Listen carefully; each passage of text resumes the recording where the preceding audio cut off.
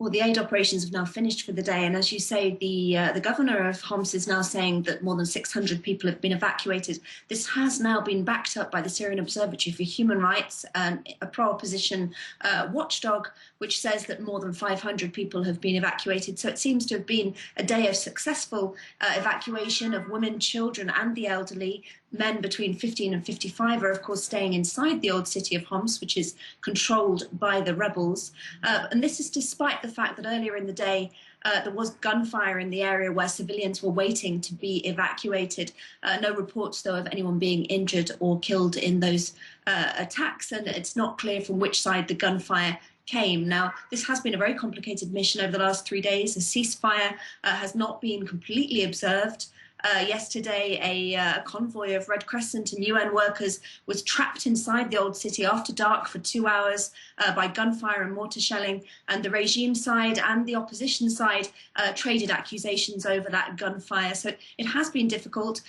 The governor is also on record as saying that these evacuations and these aid operations will continue, but it's not clear at the moment for how long, how much further these operations are going to go on for. Not just the evacuations, of course, but also aid is being taken inside Homs. More aid was delivered today. That's food, medical supplies, and other basic supplies desperately needed by these 2,500 to 3,000 people trapped inside the old city of Homs, which has been under siege now for more than 2 years. And despite the ongoing fighting, this operation does mark the first concrete result of the peace talks. What effect is this likely to have on the talks as they reopen on Monday?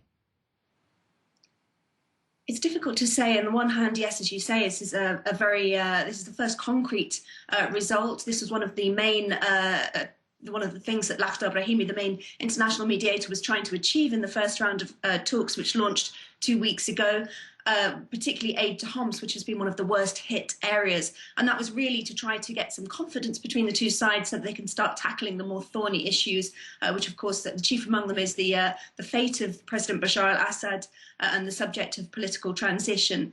But the Syrian National Coalition, the main opposition body at the talks, has decried this effort, has said that sending aid into Homs and taking people out is no substitute for lifting the siege, has pointed out the suffering of many other people in Syria, and has said that by leaving the men inside and by getting the elderly children and the women out of Homs, that could be a prelude to the regime destroying the old city. So although this has been successful so far, there aren't huge signs of confidence, and of course there are many challenges and thorny issues ahead for the two sides.